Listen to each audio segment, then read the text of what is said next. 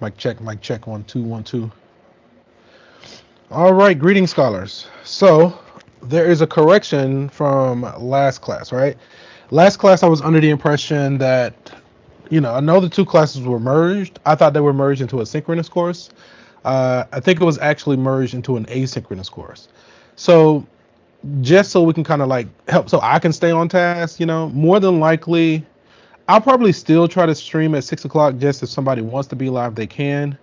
But I also might like start streaming earlier, right? Because again, this is asynchronous. So as long as I get the stuff loaded, I might just do it earlier in the day so I can free up my day. So what that means is the way you get attendance is you have to do the weekly discussions.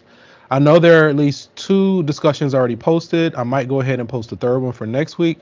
I know the one from last week I think is due like the 21st, so that's in like 3 days. Um, so you definitely want to be sure to do those weekly discussions to get your attendance credit. I won't lock it in until after the due date, right? I'm kind of just sitting waiting for the due date. Um, so hopefully you all are finding your way. You're finding your way through the assignments in My Open Math, and either you're collaborating or you sought out tutors. All right, these are things that kind of need to happen, right? So today we really only need to do section 1.6. Okay. It's 20 slides, so we'll do the best we can there. This is the main thing that we need for today. I don't think my next section is ready, so I might just start making the videos earlier since we're officially asynchronous, all right? Just to get ahead if I can. Okay. So today we're going to be working on section 1.6, rational expressions, a deep dive into mathematical waters. Okay, let's look at this. A few learning objectives here. In this section, you will simplify rational expressions, multiply rational expressions, divide rational expressions, add and subtract rational expressions, and then simplify complex rational expressions. Okay. So we have this excerpt on city planning. In the vibrant city of Mathville, Christopher, a savvy urban planner, faced the challenge of optimizing traffic flow in a bustling intersection. Armed with the power of rational expression, he crafted an equation representing the traffic patterns and potential congestion. By manipulating and simplifying the rational expression, Christopher identified critical points where traffic bottlenecks occurred.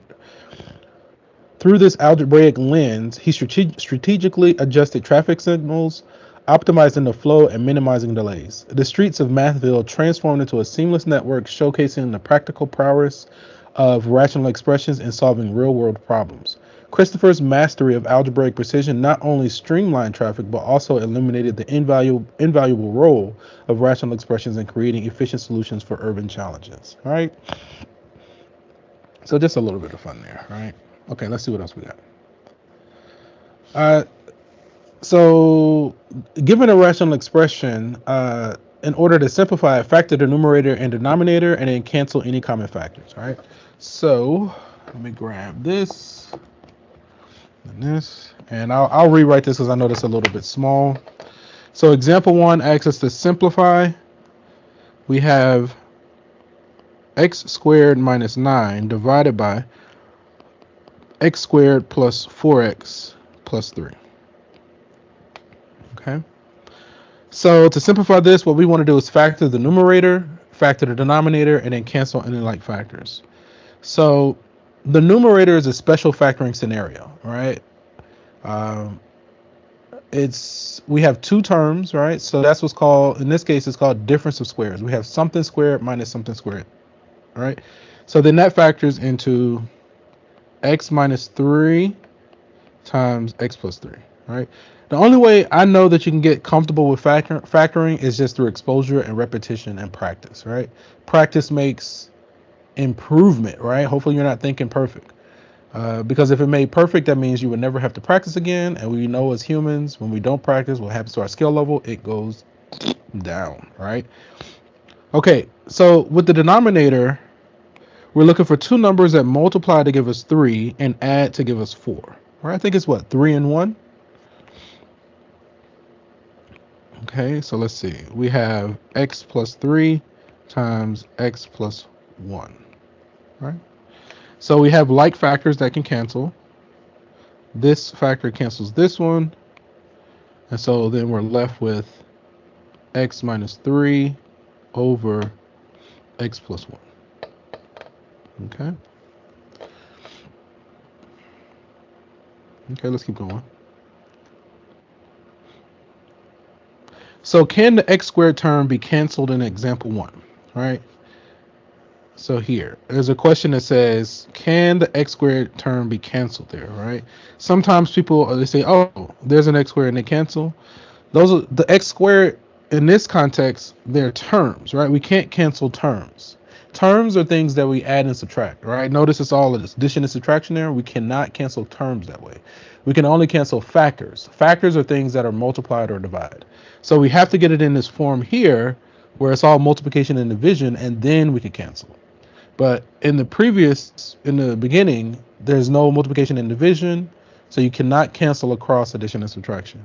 You can only cancel factors, you cannot cancel terms. So then that question is, oh no. Can the x squared term be canceled in example 1? That would be a no. No. A factor is an expression that is multiplied by another expression. X squared term is not a factor of the numerator or the denominator. So given two rational expressions, multiply them. Factor the numerator and the denominator, multiply the numerators, multiply the denominators, and then simplify. Okay, let me get a copy of this so I can make it bigger and you can see it. We have x squared plus 4x minus 5 over 3x plus 18 times 2x minus 1 over x plus 5. Okay, so it looks like we can factor on the rational expression on the left. So let's start with that numerator. We're looking for two numbers that multiply to give us -5 and add to give us 4. So maybe 5 and -1. And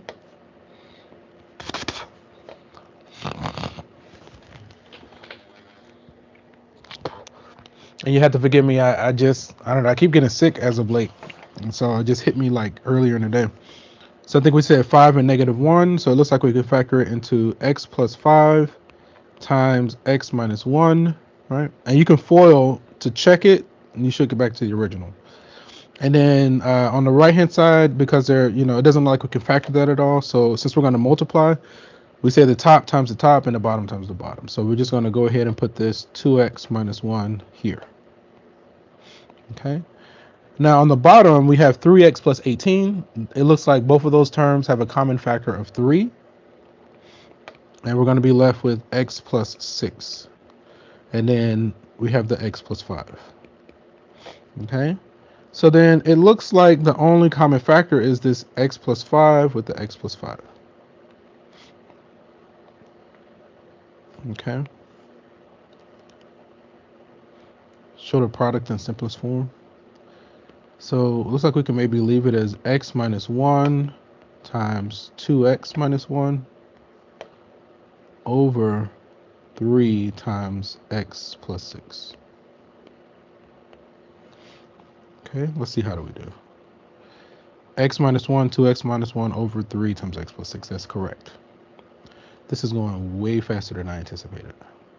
And so I'll probably stop the stream when I finish this section. I was working on the next section. Like I said, I'll probably just go ahead and load it and get it done a little bit earlier. Okay, let's keep going. So dividing rational expressions.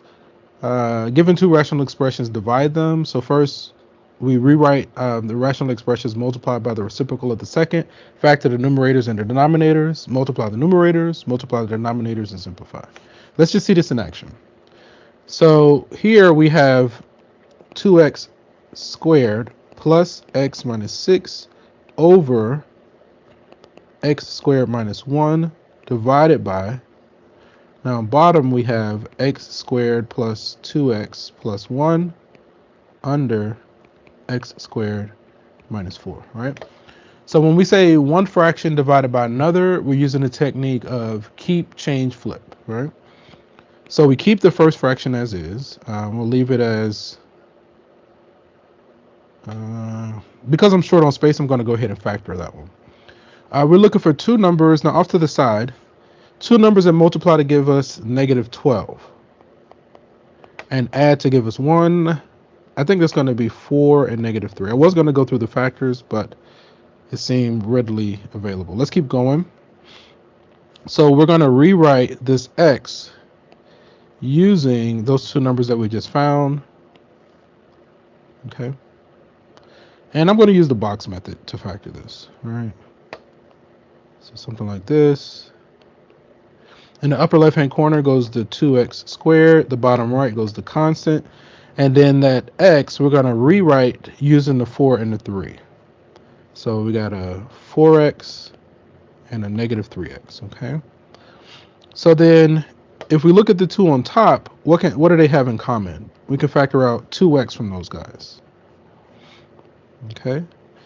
If we look at the two on the bottom, what do they have in common? It looks like we could factor out a negative 3 is the greatest common factor. If we look at the two on the left, it looks like the only thing they have in common is 1. And if we look at the two on the right, it looks like they have, wait a minute. Oh, sorry. We are missing an x here, right? So that's supposed to be just x. That's what they have in common. And then the two on the right, it looks like it's just 2.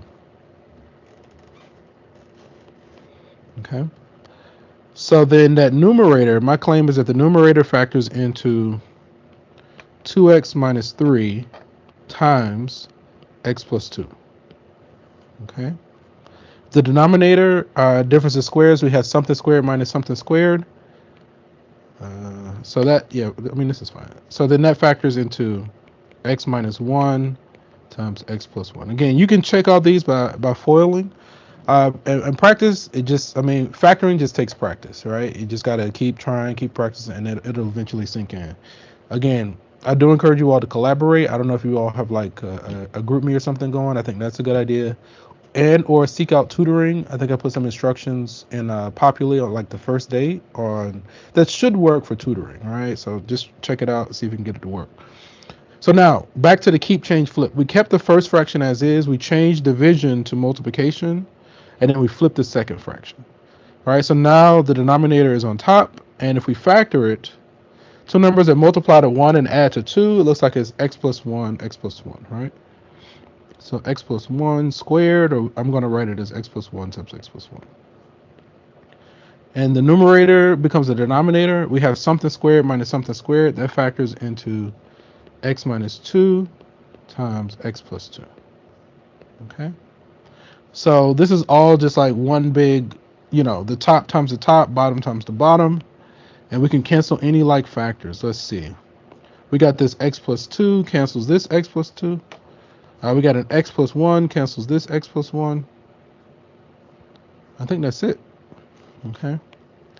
So then it looks like we finished with, I'll do the bottom first. We have x minus 1 times x minus 2. And then on top, it looks like we have this 2x minus 3 and x plus 1.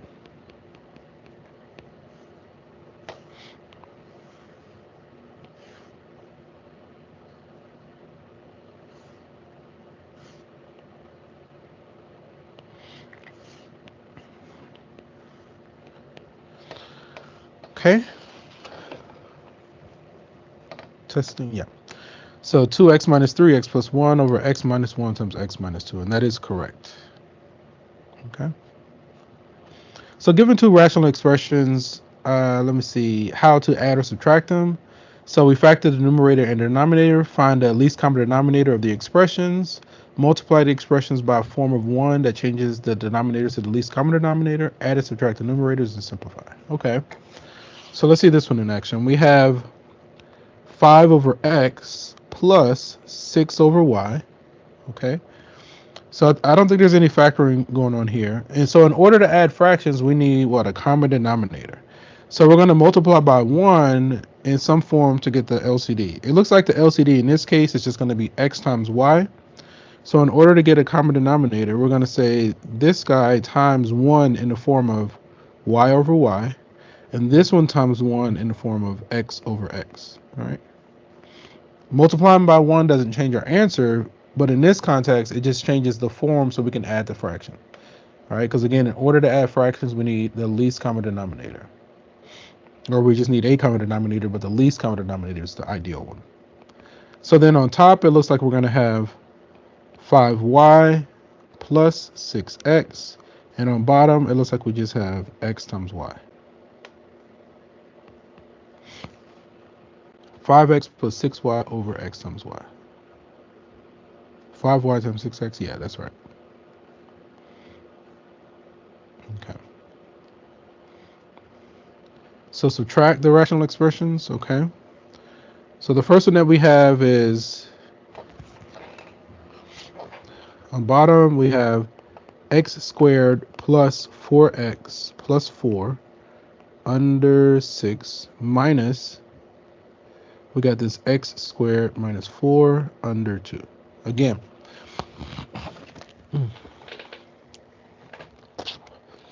that's wild. I don't even know. I guess it's cold. I can't seem to get warm. I got a space heater going. I don't know. It's just so much going on. I was feeling like really bad all day, or felt like I was getting worse and worse. And I actually feel better now that I'm like up and talking. All right. So who knows? Okay. So first, let's go ahead and factor each of these guys.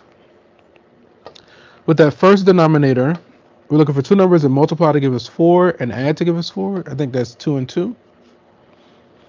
So then x plus 2 times x plus 2. Okay. Minus, and then on the right, under the denominator, it looks like we have difference of squares. So that factors into x minus 2 times x plus 2. Okay.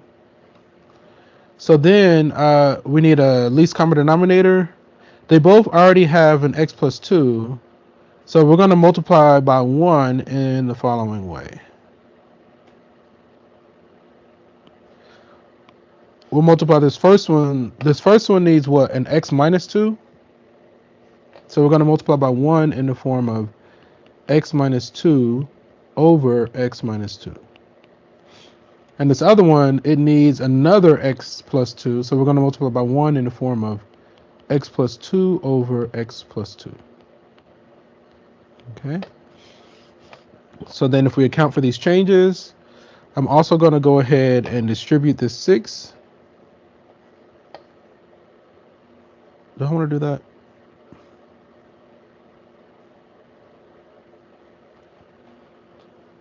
Yeah, let's do that.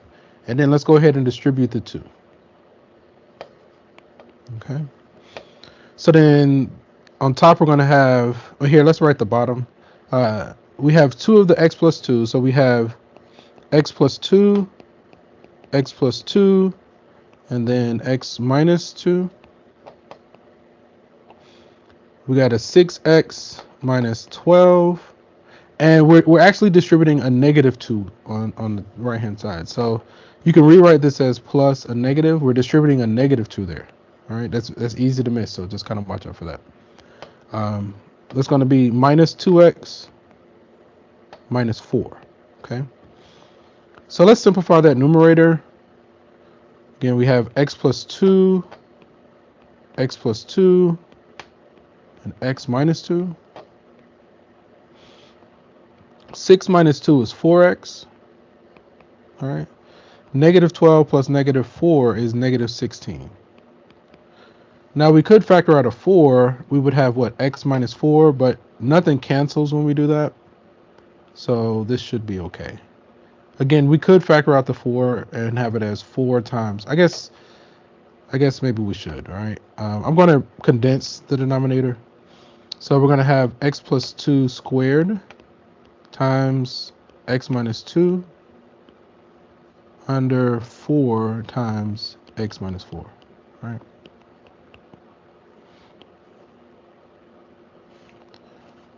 Okay. 4 times x minus 4, x plus 2 squared times x minus 2, right?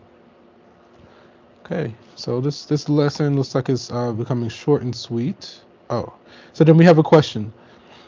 Do we have to use the LCD to add and subtract rational expressions? All right. I think I actually said this right. It doesn't have to be the least common denominator. We just need a common denominator, but the least common denominator is ideal, right? So then that would be no, any common denominator will work, but it's easiest to use the least common denominator, the LCD.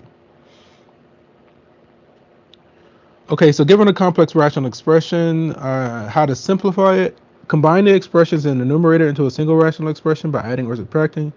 Combine the expressions in the denominator into a single rational expression by adding and subtracting. Write as the numerator divided by the denominator. Rewrite as multiplication, multiply and simplify. Let's just see this in action. Okay, what is that? 1 over x. Okay, so we have y plus 1 over x over x over y. All right. So a complex rational fraction is basically, or rational expression, is when we have a fraction within a fraction. Now, the way I've seen to simplify complex fractions, where we have, again, a fraction within a fraction, multiply the numerator and the denominator by the LCD. Right? So if we look at our denominators, we have an x and we have a y. So our LCD in this case is going to be x times y. So we're going to multiply by 1 in the form of the LCD over the LCD. All right? Oh, we got a guess. Welcome. We're going to multiply by 1 in the form of the LCD over the LCD.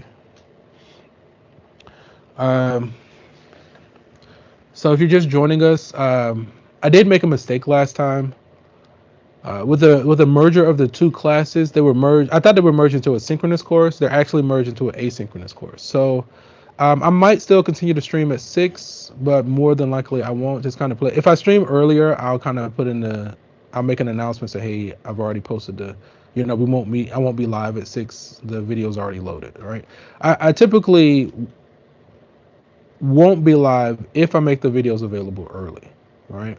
If I'm kind of running behind schedule, then I'll just go ahead and be live.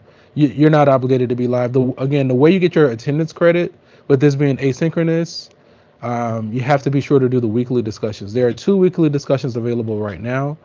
And then, so not only does each student post a weekly discussion, but then I need each student to provide commentary on at least 2 of your classmates, right? Just about 3 or 4 sentences, given some input, and try to prioritize students that have the least amount of comments already.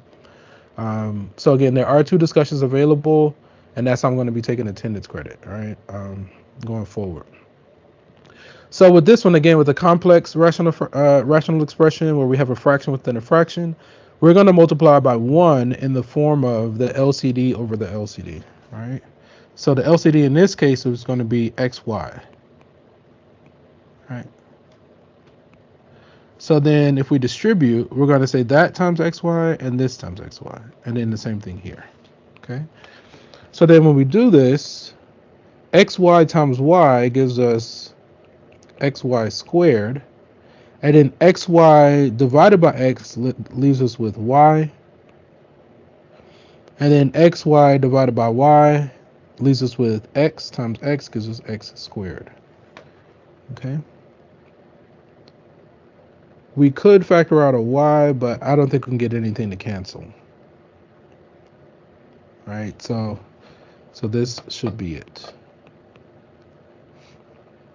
Xy squared plus y over. Okay, so they did go ahead and factor out that y. So in the numerator, we can factor out a y, and that leaves us with xy plus 1 over x squared. Okay. Can a complex rational expression always be simplified?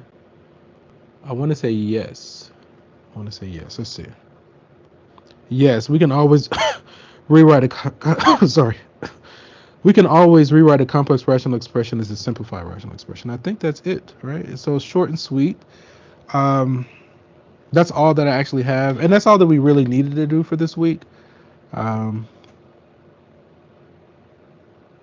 Yeah, so with this being asynchronous, the main thing are those videos. Are there any questions before I kind of let you all go? I more than likely am going to go ahead and start working on chapter 2, and I might just do a stream at a random hour and just try to get ahead, right? If I can get the assignments for next week already loaded, then idealistically that's what I'll do. If I fall behind and for whatever reason I don't load in advance, then I'm more than likely to be live. Um, so if I'm more than likely not going to be live, um, just make use of my office cell phone if you need me, if you have questions about anything. All right? Okay. So if there aren't any burning questions, we're going to go ahead and end the session here. And from one beautiful mind to another, enjoy the rest of your evening, and we'll tune in again next time. Take care. Peace.